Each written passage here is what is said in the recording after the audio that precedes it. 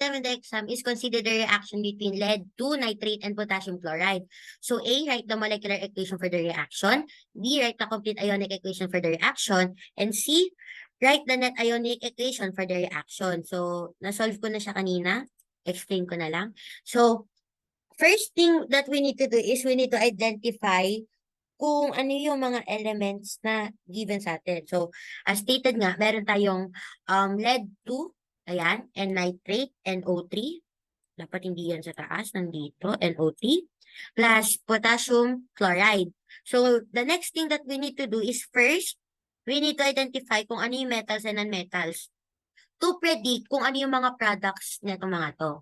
But, yun, before predicting, kasi hindi pa nakasimplify yung equation na to, so kailangan natin siyang isimplify. So, dito makikita natin na si PB ay may ionic charge na 2. So, bakit 2? Kasi nakalagay, di ba, lead 2. So, parang, ayun, 2 plus, ganon. Kasi ang lead, pwede kasi siyang maging plus 4. Yun, depende siya sa given. So, si NO3 ay NO3, tama, NO3, may charge siya na negative 1. So, bakit negative 1? Kasi si nitrogen may negative 3 charge yan at si oxygen may negative 2. So, kapag pinag-add mo yung dalawang yan, magkakaroon yan ng negative 1. Or kapag pinag-minus mo yung dalawa, magkakaroon yan ng negative 1. So, yun. So, negative 1 yung charge ni NO3. So, next thing that we need to do is cross-multiply. So, nung cross-multiply natin, si PB, si PB, naging PB na lang siya, wala na siyang 2 plus kasi minultiply natin siya dun sa negative 1. And pag 1 yan, usually, hindi na natin kailangan ilagay. So, si NO3 naman, ay nagkaroon siya dito ng 2. So, bakit 2? Kasi minultiply natin si PB2 plus. So, yun. So, plus KCl. So, bakit KCl? Kasi yung ginawa natin sa PbNO3, ginawa din natin dito in the case ng potassium at ng chlorine. So, si K, may charge siya na positive 1 at si chlorine, may charge na negative 1. So, therefore, magiging KCl lang siya. So, next. Oops.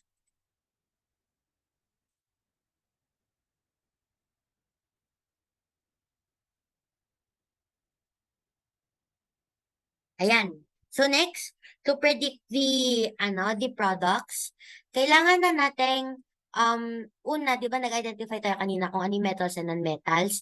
So ngayon, kailangan natin pagsamahin yung mga metals and non-metals na yon. So in this case, kailangan natin pagsamahin si potassium at si nitrate at si chlorine at si lead. So dito makikita natin na dito ginawa din natin yung dun sa pag-cross multiply, yung parang ganyan.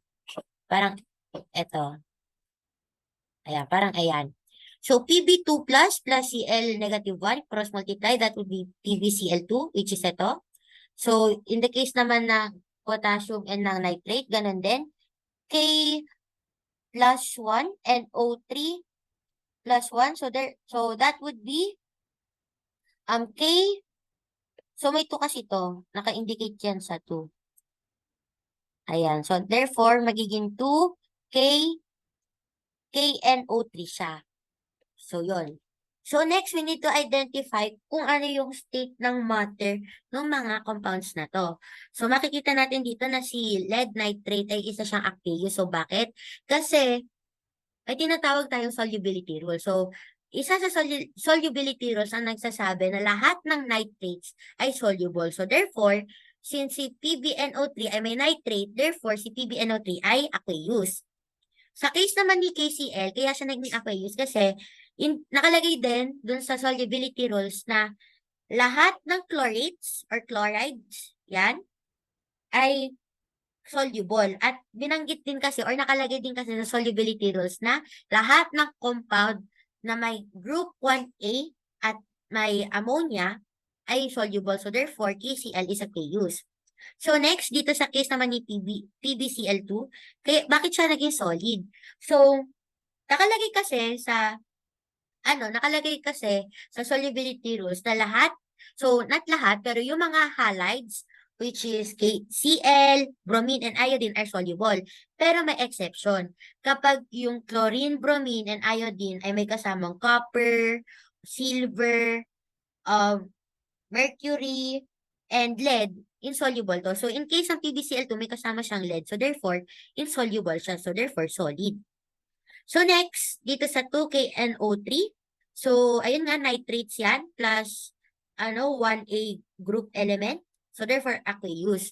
So, paano nga ba natin ma-determine kung AQ siya, S, L, or G? So, lagi natin tatandaan na kapag soluble, usually mga aqueous yan. Kapag insoluble naman, usually mga solids. So, yon. So, next, kailangan nating, so yan, since nalagay na natin yung mga state of matter, so next, kailangan natin mag-balance.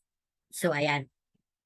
So, this is the balancing. So, first thing that we need to do in balancing, first, kailangan muna nating i-list down kung ano yung mga elements na present dun sa equation. So, in this case, meron tayong lead, nitrogen, oxygen, potassium, and chlorine.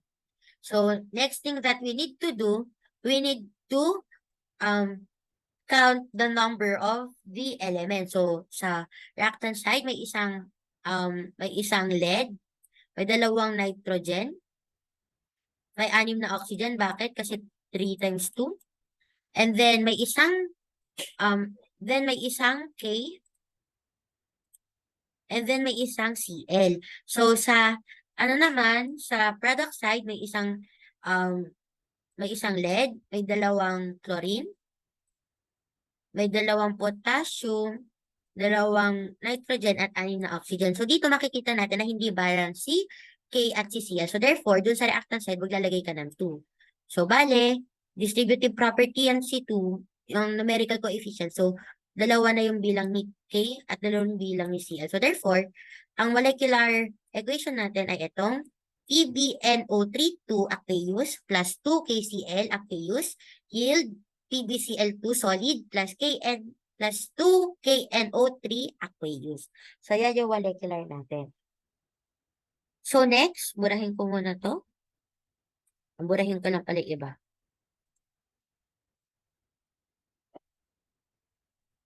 Ayan.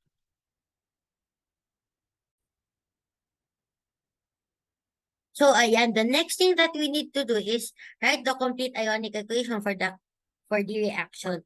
So, yung complete ionic reaction, ang complete or total ionic equation, pinapakita nito yung ionic character ng mga soluble electrolytes or yung mga ion. So, dito ipapakita lang natin yung charge ng bawat element. So, dito, yun nga. So, i-block na lang natin. So, Pb2 plus, kasi nga, yun yung inano natin kanina. Pb2 plus. Then, plus 2NO3. NO3 negative plus K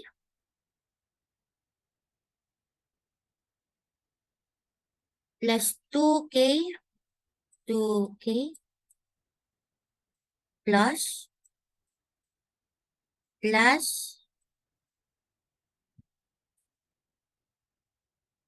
yan,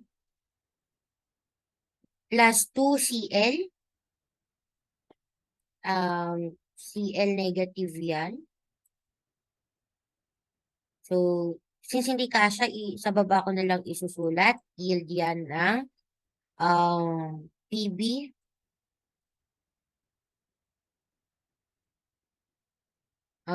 PbCl2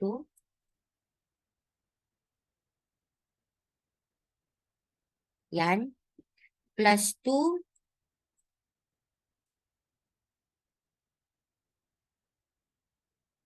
plus 2K plus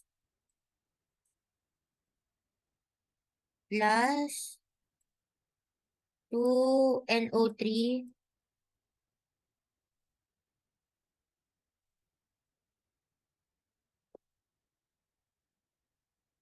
to negative.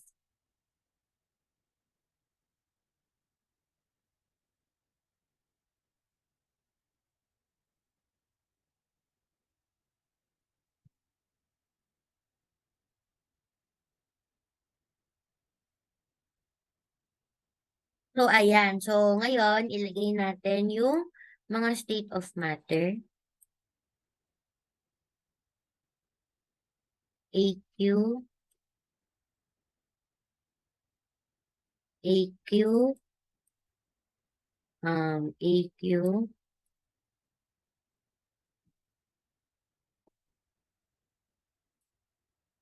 EQ,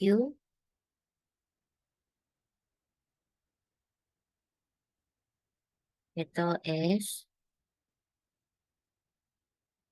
ito EQ, at ito AQ. So, ayan. So, since napakita na natin yung mga ions nung bawat element, so therefore, eto na yung ating complete or ang total ionic equation natin. So, yan.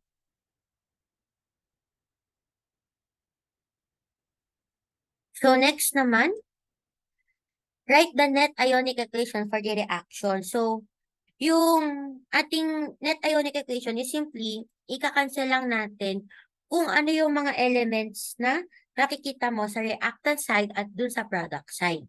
So, ganun lang yon.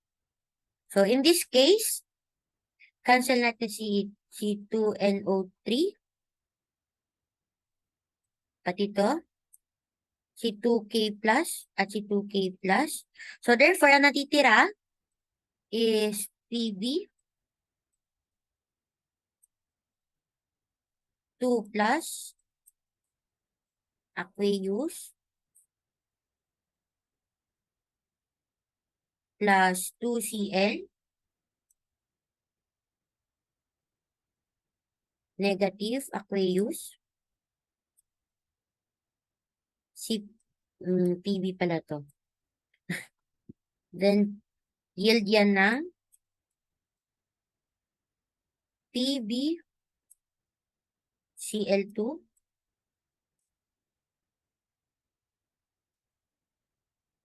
aqueous.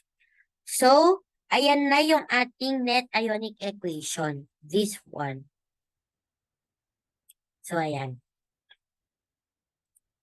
Correction pala, ngayon ko lang na-realize, na hindi pala 2 minus yung dito. This should be negative lang. So, this should be negative.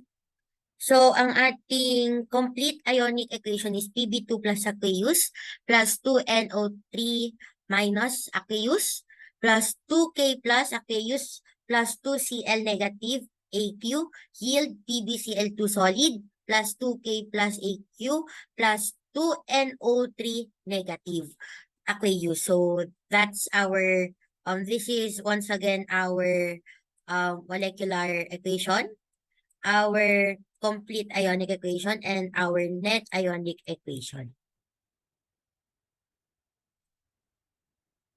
Ayan, so the next item in the exam is find the oxidation number of A, N in N2H4. So, first to find the oxidation number, first we need to identify kung ano nga ba yung mga mga charges ng mga elements na present dun sa compound, which is N2H4. So before that, before knowing that one, first, ang kailangan muna natin gawin is paghiwalayin si N2H4 into, paghiwalayin natin sila into N and H4. So after natin mapaghiwalay, ngayon, di ba ang hinahanap is yung oxidation number ni N. So, therefore, gagawin lang natin N2 plus 4. Bakit 4? Kasi H4 plus 1. So, bakit 1? Kasi si hydrogen, belong siya sa group 1A. So, yung mga group 1A, usually may mga plus 1 charges siya. So, therefore, plus 1. So, after nun, pwede natin i-rewrite ulit ito ng 2N plus ito, i-multiply mo lang 4 plus 4 times 1. That would be 4. And then, after nun si 4, i-transpose lang natin sa other side ng equation. So, 2n is equals to negative 4. Divide both sides by 2. Since numerical coefficient ni NC2, eh, ang hinahanap na naman natin is si N. So, therefore, divide both sides by 2. So, N would be, N is equals to negative 2. So, next, sabi na ako, sobra. So, sa B, I in H5, IO6. So, first, ang kailangan muna natin gawin is paghiwalayin yung mga elements dun sa compound na H5, IO6. So, dito makikita na H5 plus I plus O6 equals 0. So, bakit 0? Kasi makikita natin dito, no? Dito sa compound, wala namang naka-indicate dito na negative, negative 2, plus 2. So, therefore, neutral charge lang yung compound na yan. So, since ayaw din yung hinahanap, ang kailangan nating identify yung charge is si hydrogen, pati si oxygen. So, 5, bakit 5? Kasi H5. Plus 1, bakit 1? Kasi si hydrogen may plus 1 charge siya. Plus I.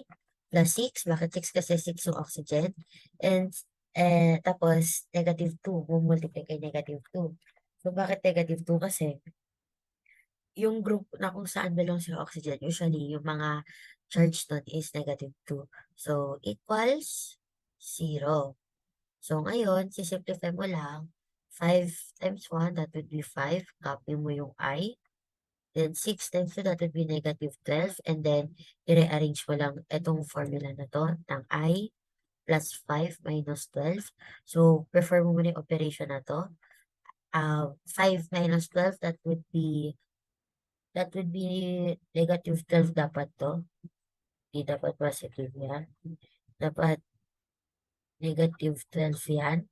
So, kasi 5 plus, 5 minus 12 eh. So, eto, minultiply mo dito. So, that would be negative. Yan. So, plus I plus 5 minus 12. So, that would be I is equals to negative 7. Transposes in negative 7. So, I should be equal to 7 positive. So, yan. Next.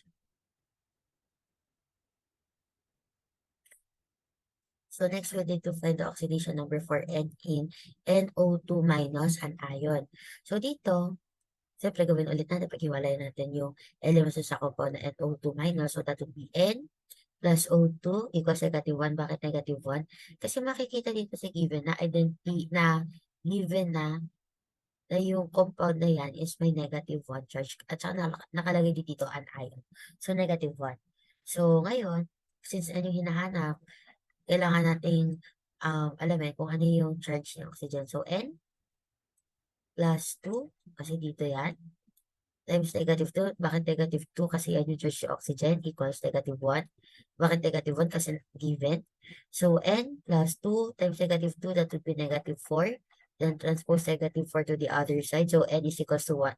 Negative 1 plus 4. And then, simplify. So, negative 1 plus 4, that would be N is equals to 3. So, dito naman, N in NO2 plus cation. So, cation naman. So, positive nakalagay. So, yung kanina anion, di ba? So, dito positive. So, gagawin mo lang positive si 1. So, dito, N plus O2 equals positive 1.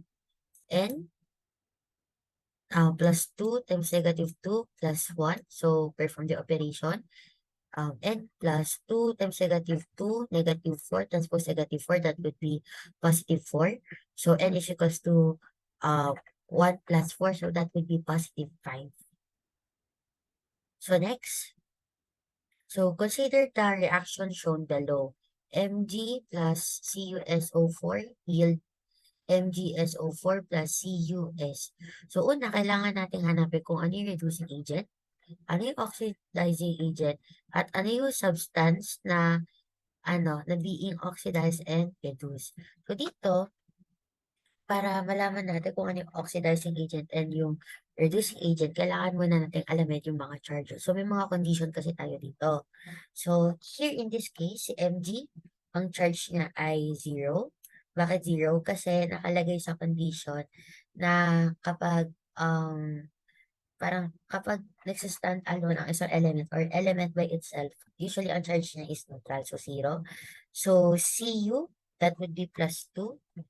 Bakit plus 2? Kasi, kung makikita mo, kung i-perform mo din actually um, yung yung electron configuration, makikita mo dun na dun sa outermost shell ng copper, dalawang atoms yung usually na ginagamit niya for, ay mali, yung +2, yan yung need ng Cu for it to be stable. So yun, so C-sul-4 plus 6, CO4, magiging -2. So, yung condition dito ni oxygen is that kapag ang oxygen nakipag-bond siya sa non-metals, magiging -2 siya. Pero kapag nag-bond ang oxygen sa mga metals, magiging -1 siya. So, dito, Mg magiging +2, Cs magiging +6, CO4 magiging 2, and then si copper here magiging 0. So, next, identify natin kung may nagbago. Balik tayo. So, dito makikita natin na si Mg sa reactant side, naging 0 muna siya. And then sa product side, naging +2. So, sa other side naman, yung sa copper naman, sa reagent side, naging +2 siya. And then, dito naman sa product side, naging 0 siya. So, ayan. So, lagi nating tatandaan na ka- na kapag nadagdagan yung electron, usually nag-oxidize siya. Kapag nagbawas naman, reduce. So, yun. So, here makikita natin na si Mg ang reducing agent at si CuSO4 siya ang oxidizing agent. So, bakit? Kasi si reducing agent, siya yung nagkakos for CuSO4 na mag-undergo ng process of reduction. And si CuSO4, kaya naman siya oxidizing agent kasi siya yung nagkakos for Mg to undergo oxidation. So, yun. Next. Consider the reaction shown below. Cl2 plus 2NaBr yield 2NaCl plus Br2. So, yung tanong, is it redox or non-redox? So, first to identify whether the chemical reaction is redox or non-redox, first kailangan natin alamin kung nagkaroon ba ng process of oxidation and reduction. So, dito, alamin muna natin yung mga charges, no, mga elements. So here, Cl would be 0, and A would be +1, bromine would be -1, and sa product side, Na would be +1, Cl would be +1, bromine would be 0. So next, we need to compare naman. So si Cl, sa reagent side, naging 0 siya. Pero dun sa product side, naging -1 siya. Then si Br naman, from -1 sa reagent side, naging 0 siya sa product side. So, bale, since nag-lose ng electron si Cl, therefore, nag-undergo siya ng oxidation. Si Br naman, nag-gain siya ng electron from -1 to 0. So, therefore, nag-reduce yung, nag-undergo siya na process of reduction. So, bale, si Cl2 ang ating reducing agent, C2 and AbR ang ating oxidizing agent. Therefore, this equation is a type of redox reaction. So next, consider the reaction shown below. Na2CO3 plus 2HCl yield 2NaCl plus CO plus H2O. So, question, is it redox or non-redox? So, to identify nga whether a chemical reaction is redox or non-redox, kailangan mo natin alamin kung nag-undergo ba siya ng change. So, identify muna natin kung ano yung mga charges. So, Na here, reagent side muna, Na would be +1, C would be +4, O3 would be -2, H would be +1, Cl would be -1. So, sa product side, Na would be +1, Cl would be -1, C +4, O2 -2, H2 +1, and then O, that would be -2. So, makikita natin, no, na walang nagbago, walang nag-undergo ng reduction, walang nag-undergo ng oxidation dun sa mga elements. So, therefore, this chemical reaction is a non-redox reaction.